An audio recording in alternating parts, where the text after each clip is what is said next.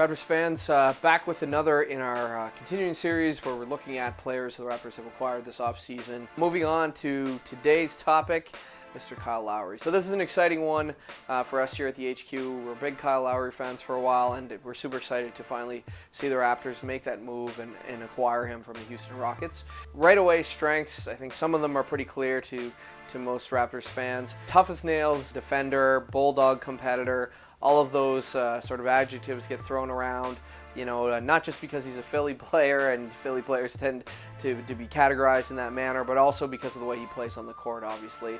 He's just this player that's going to make other players work harder, and that means when he's D'ing them up, you know, they're suddenly, you know, maybe thinking they have an advantage in terms of size or athleticism, but he's going to surprise that player by how hard they're going to have to work to get around him, which is huge, especially in a system like Dwayne Casey's, and especially because as Raptors fans, as much as we've loved, you know, the production Jose Calderon's given us, there's always been that defensive element that's frankly been missing, and Lowry hopefully, you know, addresses some of that. Also, in terms of strengths, Lowry really good on the pick and roll, especially in a scoring type role, coming off of, you know, sort of out of those situations where, you know, he's keeping the ball, taking the shot, or getting to the basket. He's not the most athletic player in terms of when you look at a Derrick Rose or a Russell Westbrook, but he uses sort of his good change of pace, can get by guys with his speed, and obviously uses his strength to sort of bowl his way to the rim and get to the hoop.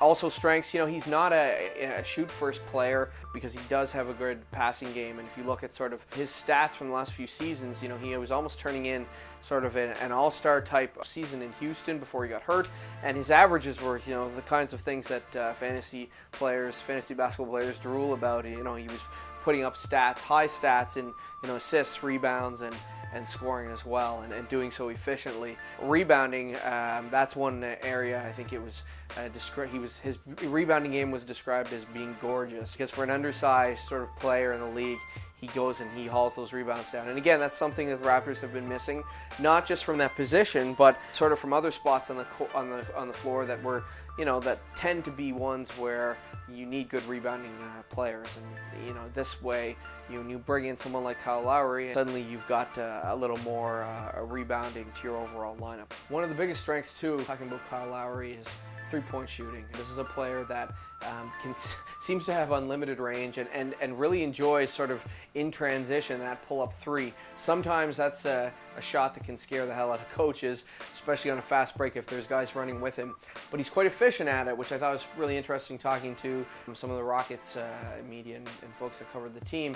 You see Lowry on a break and pulling up for three, but more often than not he's hitting that shot or creating opportunities off the break because he can hit that shot, and therefore players are more reluctant to, you know, back off him in fast break.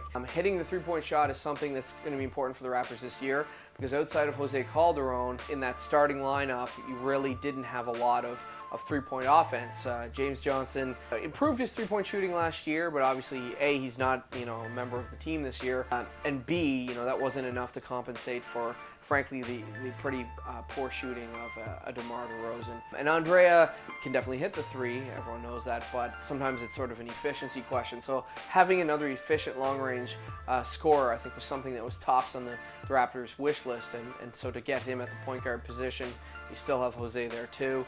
You may even see them playing together a bit at times. Weaknesses, when you look at Lowry, I think some of the things that stood out in terms of comments from both Rockets media and people who have watched him for a while is he can get a little trigger happy, a little streaky. He might shoot 25% one week and come back and shoot 60 the next, and sometimes tend to apparently to force the issue a bit. But I think some of that was a product of the system he played in, and also the fact that with the Rockets losing a number of top options, you know, he really was relied on as the go-to guy. In Toronto, he'll still be the man, obviously, but, you know, we'll have there'll be some other complementary pieces like Andrea Bargnani and DeMar DeRozan who will be expected to pick up a lot of the scoring slack and help him out in that capacity. Outside of that, you know, in terms of weaknesses, he's definitely not Jose Calderon in terms of a complete pass-first point guard, and he's, you know, maybe a little bit turnover prone at times, and sometimes, you know, that may be more of an indication of the system he's playing in and the style that he's trying to play at. So we'll have to see how that happens how that works out in Toronto.